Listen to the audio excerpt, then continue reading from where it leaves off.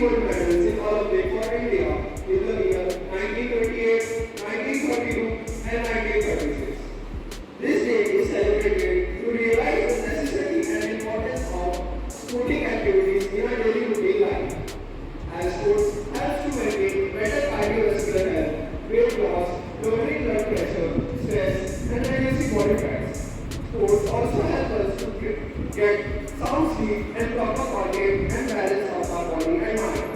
Even it helps to improve our abilities and confidence level by working hard toward reaching specific goals.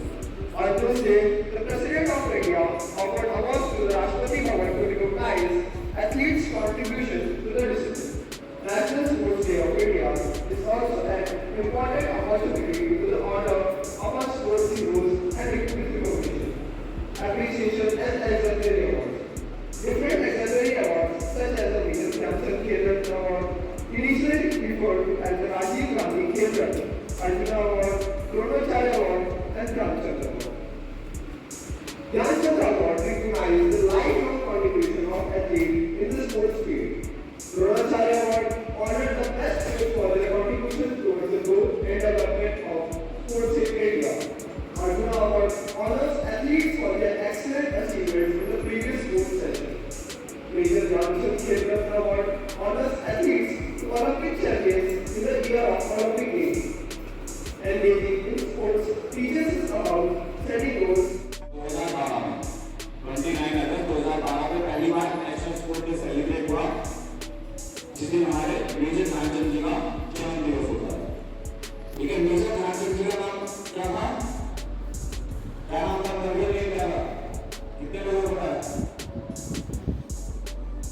उनका real name था ध्यान सिंह। क्या नाम था? ध्यान सिंह। उनके कोच थे पंकज गुप्ता। पंकज गुप्ता जी ने कहा कि एक दिन आप चांद की तरह चमकोगे।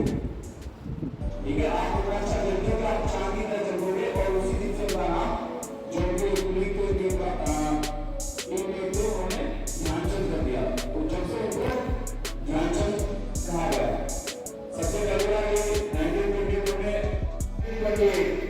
1928 एमएसएन ओलंपिक में पहली बार इंडियन हॉकी टीम ने पार्टिसिपेट किया। कब किया? 1928 एम्स्टर्डम ओलंपिक। उसके बाद 1932 लॉस एंजलिस, वहां भी 1928 में भी गोल्ड मेडल आया इंडियन टीम का, और 1932 में भी लॉस एंजलिस में, और 1936 में भी गोल्ड मेडल आया। ये तीन ऐसे ओलंपिक थे जिसमें मेजर ध्यानचंद जी ने पार्टिसिपेट किया और तीनों में ही गोल्ड मेडल थे।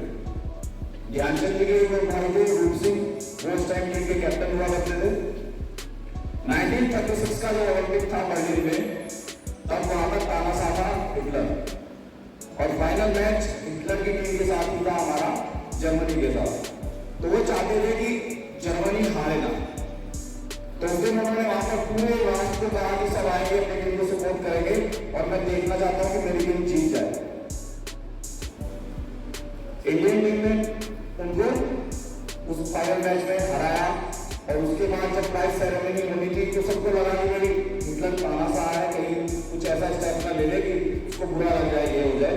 लेकिन उसने जल्दी से कहा कि मुझे जल्दी से मेजर ध्यानचंद से मिलना है, क्योंकि उस फाइनल मैच में 6 गोल अकेले ध्यानचंद जी ने किए थे। तो उन्होंने कहा कि मुझे उनसे मिलना है। मिलने के बाद उनसे पूछा कि आप क्या करते हो, तो उन्होंने कहा कि मैं सेना में सिपाही हूँ। तो उन्होंने एक ऑफर रखा कि आप वहां सिपाही हैं और मेरे यहाँ फील्ड मार्शल की मैं आपको जॉब ऑफर करता हूँ जर्मनी में। और उस टाइम फील्ड मार्शल की जॉब का बहुत बड़ी रेपुटेड जॉब थी आर्मी में। तो उन्होंने एक बार सोचा, दूसरे पर कहा कि नहीं, मैं अपनी इंडिया की तरफ से ही खेलना पसंद करूंगा और मुझे अपने इंडिया से बहुत प्यार है। तो ये बात भी हिटलर को बहुत अच्छी लगी। सबको लग रहा था कि ये बोलना वाला है, बट उनको अच्छी लगी। और जितना इनके बारे में कहा जाए वो बहुत कम है। आज ही के दिन 29 अगस्त को हमारी प्रेसिडेंट के द्वारा नेशनल स्पोर्ट्स अवार्ड सेरेमनी होगी, जिसमें अर्जुन अवार्ड, द्रोणाचार्य अवार्ड, और जो सबसे बड़ा कंट्रीब्यूटरी अवार्ड है हमारे देश का, जो लाइफ टाइम अचीवमेंट अवार्ड है, जिसको पहले राजीव गांधी खेल रत्न कहा जाता था, बट अभी उसका नाम चेंज करके क्या किया गया है? Major Dhyan Chand award. ठीक है, वो भी आज उन्हीं के नाम पे दिया जाएगा। वो लाइफ टाइम अचीवमेंट अवार्ड होता है। अर्जुन सोशल अवार्ड होता है कि लास्ट 3 इयर्स की परफॉर्मेंस देखी जाती है नेशनल लेवल और इंटरनेशनल लेवल पे। द्रोणाचार्य में जो कोचेज होते हैं उनकी परफॉर्मेंस देखी जाती है। आज ही के दिन प्रेसिडेंट अवार्ड सेरेमनी को प्रेजेंट करेंगे।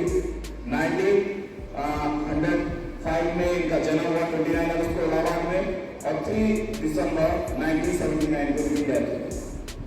तो इन खेलों का सबसे पहला मोटिव क्या है? क्यों खेलते हैं हम लोग?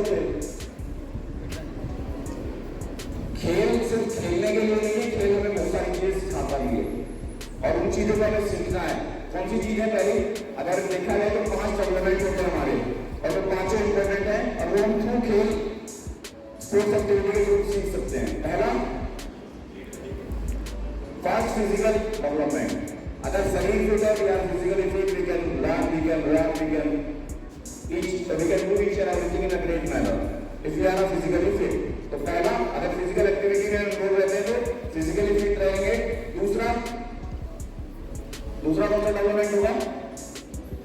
Mental development.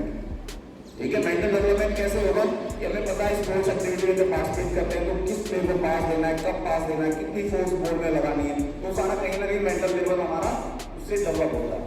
ये तो नहीं कि हम दूसरे के प्ले को पास करते हैं, है ना, स्ट्रेटेजी बनाते हैं, तो कहीं ना कहीं हमारा मेंटल लेवल भी होता है। तो तीसरा, सोशल डेवलपमेंट। सोशल डेवलपमेंट कैसे होता है? खेल के थ्रू जब एक टीम में खेलते हैं हम लोग, एक स्कूल की टीम बनती है तो उसमें पता भी होता है कौन किस रिलीजन से है, कौन किस सेक्शन से है ना।